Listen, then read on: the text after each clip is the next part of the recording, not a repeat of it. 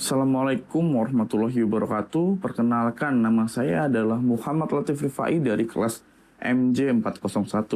Kali ini saya akan membahas dan mempresentasikan sebuah tugas terstruktur dari mata kuliah Perekonomian Indonesia dengan tema Analisa Utang Negara dan Pembangunan Infrastruktur Indonesia 2026, di mana diantaranya kita akan membahas resiko, peluang, dan solusi struktural. Kali ini kita akan membahas beberapa item, diantaranya adalah peta krisis dan makroekonomi terkini per Mei 2026, kerapuan struktural dan erosi kelas menengah, serta kerangka analisis dan pemodelan makro. Rekayasa fisikal dan optimasi program makan bergizi gratis, dan yang terakhir adalah kesimpulan dan rekomendasi kebijakan. Part 1, peta krisis dan makroekonomi terkini Mei 2026. Ada beberapa indikator kuat terkait pasar keuangan berada pada zona merah. Di antaranya adalah depresiasi rupiah yang akut atau penurunan nilai tukar rupiah yang berada pada level terburuk dalam sejarah, yakni 17.826 rupiah per 1 dolar AS. Yang kedua adalah koreksi IHSG dan pelarian modal. Angka IHSG mengalami anjlok yang sangat drastis sebesar 22,25% ke level 6.470 yang diperparah dengan akumulasi net foreign domestic mencapai 49,28 triliun. Dan yang ketiga, penurunan cadangan devisa negara yang semula 156 miliar US dollar menjadi 146,2 miliar US dollar. Dengan faktor utama yakni eskalasi krisis geopolitik antara Israel dan Amerika melawan Iran yang membuat penutupan Selat Hormuz sehingga harga minyak mentah di Indonesia meningkat tajam di luar dari asumsi awal APBN. Kondisi ini menciptakan tekanan fisikal yang berat bagi keuangan Indonesia. Faktor utama pemicu keuangan dan guncangan ekonomi. Yang pertama adalah kebijakan moneter ketat Amerika Serikat. The Federal Reserve tetap mempertahankan rezim suku bunga nilai tinggi high for longer di level 3,50 sampai 3,75%. Kebijakan ini memicu penarikan modal asing secara masif dan memperparah depresiasi nilai tukar rupiah terhadap dolar Amerika Serikat. Selanjutnya adalah peningkatan defisit fiskal yang tajam. Defisit APBN pada kuartal pertama 2026 melonjak signifikan hingga 140,5%. Secara tahunan menjadi 240,1 triliun. Angka ini mencerminkan ketidakseimbangan struktural di mana belanja negara tumbuh agresif 31,4%, namun pendapatan hanya mampu tumbuh 10,5%. Analisa pertumbuhan PDB semu. Yang pertama, mengidentifikasikan ilusi angka headline. Pertumbuhan PDB kuartal pertama tahun 2026 yang dilaporkan sebesar 5,61 YoY dinilai menyesatkan karena tidak mencerminkan keuangan fundamental ekonomi nasional yang sebenarnya bagi masyarakat. Selanjutnya adalah menelaah dominasi belanja pemerintah. Pertumbuhan tersebut murni ditopang oleh lonjakan konsumsi pemerintah sebesar 21,81% akibat pengeluaran agresif untuk subsidi, tunjangan hari raya, serta alokasi awal program makan bergizi gratis. Dan yang terakhir adalah dekomposisi skenario pertumbuhan real melalui analisis kontraktual. Tren pertumbuhan ekonomi yang sebenarnya tanpa adanya stimulus semu diperkirakan jauh lebih rendah, yakni hanya berada pada kisaran 4,4% sehingga 4,89% saja.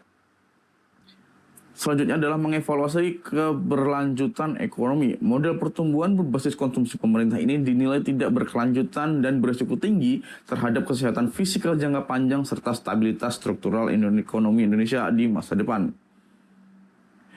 Part 2, kerapuhan struktural dan erosi kelas menengah. Masalah efisiensi investasi dan produktivitas. Tingginya rasio I-Core nasional, angka incremental capital output ratio atau I-Core Indonesia berada pada level 6,33 yang mengindikasikan bahwa investasi yang dilakukan saat ini masih sangat tidak efisien dibandingkan dengan negara-negara di kawasan Asia Tenggara. Seperti Vietnam di 4,6%, Malaysia 4,5%, Thailand 44%, dan Filipina 3,7%, sehingga daya saing ekonomi nasional dalam menarik serta mengelola modal menjadi sangat terhambat. Penurunan kontribusi inovasi, kontribusi total faktor productivity atau TFP terhadap pertumbuhan ekonomi jangka panjang menyusut drastis hingga tersisa 0,4% pada 2019, menunjukkan adanya stagnasi dalam inovasi teknologi dan efisiensi proses produksi nasional. Berbeda pada tahun periode emas yaitu 2000 sampai 2007, di mana pada masa itu inovasi mampu menyumbang rata-rata 1,7% per tahun terhadap pertumbuhan ekonomi Indonesia. Dampak penurunan populasi kelas menengah. Yang pertama adalah lemahnya sektor real. Rendahnya kualitas investasi berdampak langsung pada sektor real, yang mengakibatkan minimnya penciptaan lapangan kerja formal berkualitas tinggi bagi angkatan kerja, sehingga mengancam stabilitas ekonomi jangka panjang masyarakat. Selanjutnya menyusut populasinya signifikan, jumlah masyarakat kelas menengah mengalami penurunan drastis, yaitu 57,3 juta orang pada tahun 2019, menjadi hanya tinggal 46,7 juta orang pada tahun 2025. Yang selanjutnya adalah kehilangan jaringan pengaman. Dalam kurun waktu 6 tahun sejak 2019, Indonesia kehilangan sekitar 10,6 juta jiwa populasi kelas menengah, yang mencerminkan rapuhnya struktural ketahanan ekonomi rumah tangga terhadap guncangan ekonomi. Serta penurunan kelas menengah ini menciptakan resiko erosi daya beli nasional. Meningkat kelompok ini merupakan motor utama konsumsi domestik yang selama ini menopang pertumbuhan produktivitas domestik bruto. Part 3, kerangka analisis dan pemodelan makro. Menerapkan kerangka formal identitas PDB pengeluaran menggunakan model intensitas pendapatan nasional dengan pendekatan pengeluaran untuk membuktikan adanya dominasi sektor pemerintah yang berlebihan dan ketidakseimbangan struktural pertumbuhan ekonomi nasional. Selanjutnya adalah menganalisa trilema moneter melalui model-model framing. Memetakan tantangan Bank Indonesia dalam menjaga stabilitas nilai tukar rupiah di tengah tekanan arus modal keluar asing yang masif mencapai 49,28 triliun. Dan yang ketiga adalah mengidentifikasi efisiensi modal melalui rasio ICOR. Menyoroti tingginya angka ekor Indonesia di level 6,33 yang mengindikasikan ketidakefisienan investasi dibandingkan negara-negara tetangga, sehingga menghambat produktivitas serta pertumbuhan ekonomi real. 4. Rekayasa fiskal dan optimasi makan bergizi gratis.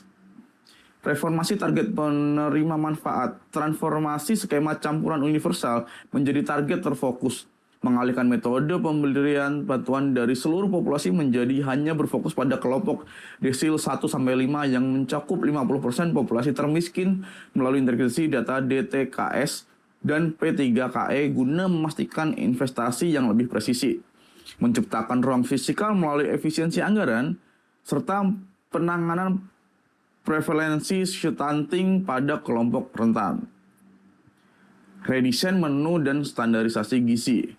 Yang bisa dilakukan adalah mengubah komposisi menu dari dominasi karbohidrat sebesar 60% menjadi formulasi seimbang yang terdiri atas 35% protein dan 30% karbohidrat kompleks, serta 25% sayuran, serta 10% buah-buahan lokal yang segar.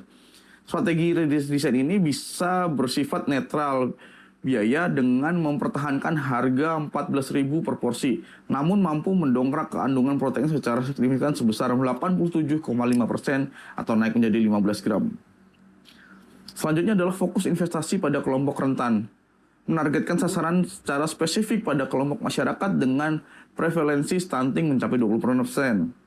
Serta memanfaatkan potensi hasil bumi daerah dalam menyusun menu untuk memastikan kesegaran buah makanan sekaligus mendukung berlanjutan proses gizi di seluruh penerima manfaat di berbagai wilayah Indonesia. Pemberdayaan UMKM dan digitalisasi program,